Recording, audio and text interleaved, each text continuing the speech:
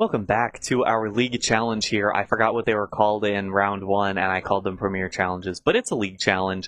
Dennis and Abu here with you at Psycho Turtle in Pico Rivera, California. Round number 2 getting underway here. We have a pair of 1-0 players to be playing our round 2 out here. It's Allan Martinez and Hector Vargas. Yeah, two very old school players. They've been here for even before any of us started competing. So the SoCal veterans playing legends, you may say. Yeah, and we got Allan's team with Sneasler, Ndidi, Yanmega, Choice Scarf Gardevoir, King Gambit, and Garchomp. And for Hector. And on Hector's side is the King Gambit, the Primarina, Sneasler, Magmar, Rillaboom, and Dragapult. Obviously, the first thing that jumps out, that is the Yanmega, not the exact same team that Wolf was using with the Yanmega. It's interesting. It does still have that speed boost, does have the Tailwind. It is next to Garchomp, who's able to Earthquake next to it. But it is a bit different. It has this team has Ndidi Nail, it's Focus Sash. We saw the Nail Ndidi win a regional today. Yeah, literally. But this is a very different option for it, and it's got the Gardevoir next to it, with the Choice Scarf to go with that Expanding Force to load up all that damage. It's an interesting team. It feels like there are a couple of different, pieces to fit together. It is the Unburdened Sneasler variant with the Psychic Seed, so it wants to be next to that Ndidi. So the Ndidi is going to get a lot of use, but it's going to be a little bit interesting on how that gets funneled into this matchup. I'm not really sure how this will play out. Honestly, people see the Yanmega, and that's not even the weirdest thing we see here. Scarf Gardevoir coming in, getting led also by Hector here. Got the Sneasler Dragapult duo on Hector's side, the original Sneasler plus Dragon that we saw very early on in this regulation. Allan has the Gardevoir and that Garchomp. Yeah, so it feels like Allan set this up to switch something out, probably. Mm-hmm. Interestingly, that Gardevoir does have telepathy, so you can Earthquake next to it. Yeah, so which is a cute little thing you're able to do. But it's going to be the Ndidi for the Expanding Force here, pretty much. Yeah, I'm pretty sure. Locked into Expanding Force there. The classic size spam. Turn 1. Yep, fake out. And they should just pick up Moonblast. Actually, interesting. It's actually very smart. This is a smart choice in case the Rillaboom switched out. Yeah, right? Because Rillaboom's slower than Ndidi most of the time, so it would get the terrain first. Right now, and it switches in now, and that's the thing as well. Where not only is it better in that first turn, but it's also better in for this turn now, because you don't have to switch out your Gardevoir now. You don't have to worry about that too much. You can just focus on, okay, you could just switch out the Gardevoir anyways. But you could have Moonblasted, into that Sneasler slot, and it wouldn't have been, a terrible idea. The Sneasler's gonna come in now. It's not gonna get the Unburden because of the, Psychic Terrain being down, but it's gonna be the double switch anyways. So the double switch is interesting, right? Because he's probably gonna take 2 attacks here. It's gonna be a little rough. Dire Claw coming in, can get poisoned, not even slept. Woodhammer coming to Garchomp, take a lot of damage. Oh my goodness. It's going to do a lot of damage back though, and it does take the hit. Even with that Miracle Seed, Rillaboom doing a lot. And now the Garchomp's kind of in a really bad situation, right? One, the Earthquakes aren't going to do much, and it's just in KO range straight up. Yeah. Although I think... on one hand, the Garchomp individually is in a bad situation, but I don't think that Allan's in a terrible situation to win this game. Yeah, for sure. In fact, actually, he has the Ndidi switching available. Mm-hmm. He can go for that Psychic Seed Unburden out to be the other Sneasler, maybe go for a Dire Claw into the Rillaboom.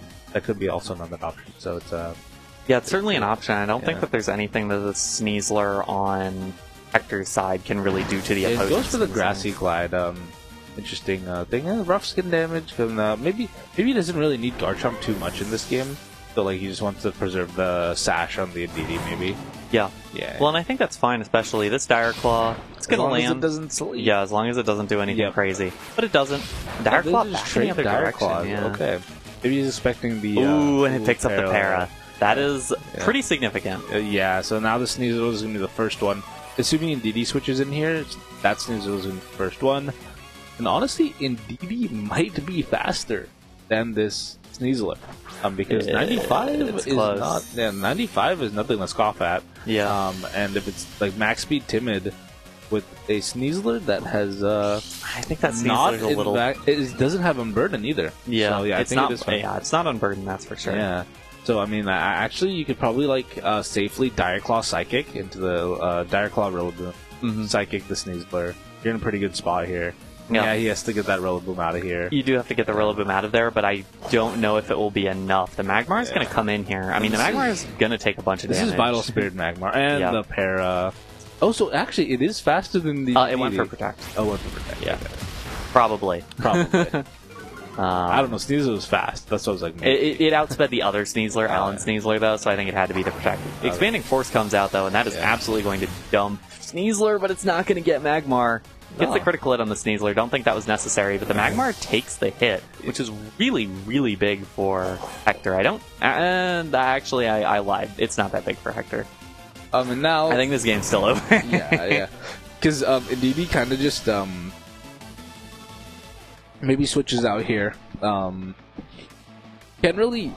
You could definitely fake out the Sneasler, but I believe this Magmar could just like kind of overheat. Yeah, I mean, it's the sort of thing where I don't know how much it matters. Like, I don't know if Rillaboom is going to be able to run through all three of these Pokemon, because Magmar is going to take a hit. Oh yeah, and Gardevoir's in the back, too. Yeah, Gardevoir is still around. Yeah, Hector's gonna give up on that one. As long as you preserve that in DD, the game's kind of over. Yeah. Well, and frankly, you didn't even... I don't even think you needed to. I think basically anything, as long as you tag Magmar, pick up the knockout, you have Allan one. Yeah. Like you have Gardevoir in the back with the Choice Scarf, with Mystical Fire. Yeah. Yeah, so you have a bunch of ways out. Yeah. Sure. But regardless, Allan wins game 1. How does Hector deal with this for game 2? I didn't hate the game plan, but I think you need... I don't know, I think you need to be readier for Indeedee. For sure. I actually think the Dragapult lead is actually, like, pretty... I didn't hate the lead. Yeah. But I do think you needed to have a better idea of how to not let your Dragapult get absolutely destroyed turn 1.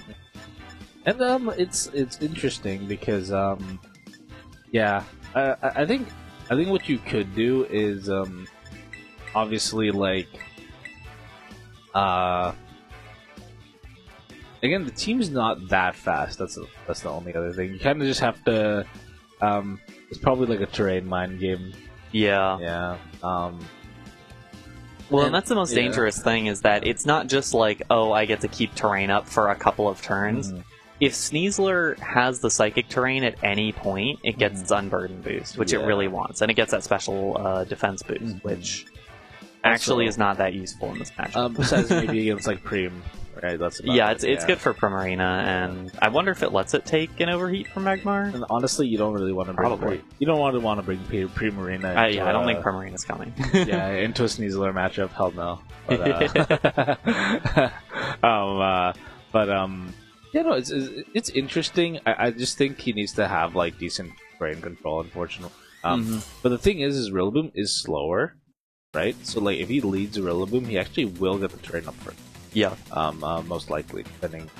Right. So, but he doesn't go for that though. So, he definitely has another plan up his sleeve. I like this a lot more. I like this a lot more, and it's because Magmar is has that follow me. Yeah, because now your Dragapult is able to exert pretty solid damage pressure. Yeah, and here's the issue now, that Garchomp protecting means that the darts won't do anything. I was gonna ask, a fairy type. Does darts redirect based on fairy typing? Yes, it does. That's so smart crazy. Targeting, this is such a crazy move. Yeah. It's gonna switch out anyways. Going to Rillaboom, I think he's just expecting the Indeedee switch in here. Yeah, but doesn't go for it. But this is actually still fine. I wouldn't. Yeah, he's relatively passive turn here. It does mean that Gardevoir has to lock into a move, though, and it does nothing. Yeah, it has to lock into a move that does, like, nothing, which is really nice for Hector. Although the problem here is that, well... Actually, I think Hector's now in a decent spot right now. Hector's in a decent spot. Because you have the Will-O-Wisp pressure. I think it comes down to reads a little bit, though. Yeah.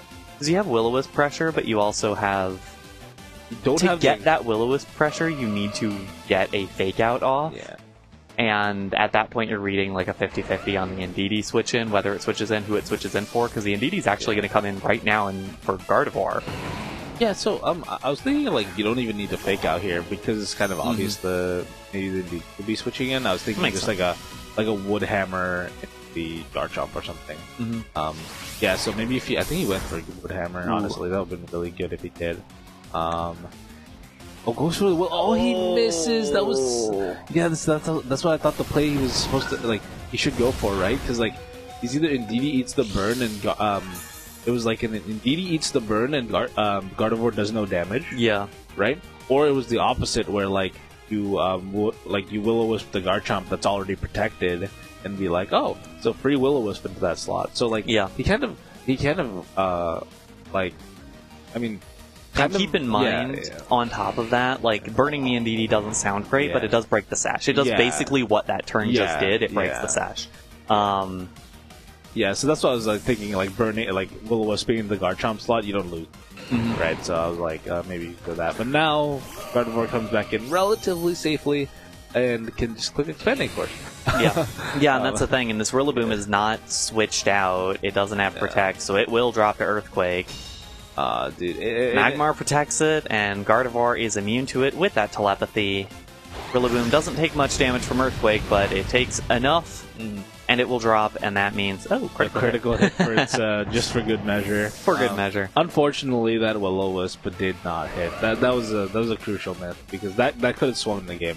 Garchomp's essentially useless after that. I think it certainly could have, especially with a King Gambit in here. Yeah, exactly. Because that's definitely a much nicer matchup. Now he kind of needs to Terra it because want that ground weak. Yeah. Yeah. And then although at the same time you're kind of trapped because if you do Terra it, you get hit really hard by Moonblast or Dazzling Gleam. I think it actually maybe a Follow Me Terra Dark here. I think that would probably be ideal because the Gardevoir will be the fastest thing here with the Choice Scarf.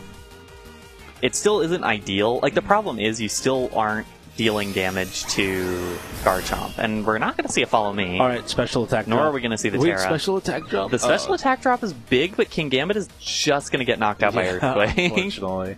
Can't Sucker Punch in Psychic Terrain, and King Gambit's down, Magmar down to very low health. Yeah, so that's what I was thinking. Actually, maybe you should follow me there, but it is what it is. And he gets a Will-O-Wisp off. Depending on what he has in the back, he may have a chance with that Dragapult. I think he has to lock it's just the Dragapult, right? Yeah, he has to lock into Phantom Force here. Yeah. And the problem is, even locking into Phantom Force is right, because really he has having a Fairy and a normal type. Yeah, no, this game is actually just over. Dragapult if you're able to deal with the Magmar, the battle is just over because the Dragapult can't lock into anything. That's a nice little piece of tech for the Dragapult. It'd have to lock into you have a normal type and a Fairy type, so it can't actually get both. Yeah, so it's not actually able to hit both of them with one move. That Allan Martinez takes the 2-0. Very solid from him. Playing the terrain wars correctly. Good target selection on the Gardevoir, right? Yeah. Because he wasn't just clicking Expanding Force. That's the thing. It's so compelling to click Expanding Force all the time. Yeah. And Allan didn't click it once in this set. And that's actually probably worked in his favor, right? Yeah. Because he was just using solid Fairy moves. If Rillaboom's just going to end up replacing my terrain, but just go for these Fairy moves, I'm getting more value out of them. Well, and not only that, but the threat of Expanding Force being an option was so powerful in this matchup. But in any case, Allan Martinez up to 2-0. Hector Vargas at 1-1, still with the possibility of bringing it back to top cut. In contention. Yep. We're going to take a quick break. We'll be back for round number 3. Don't go anywhere.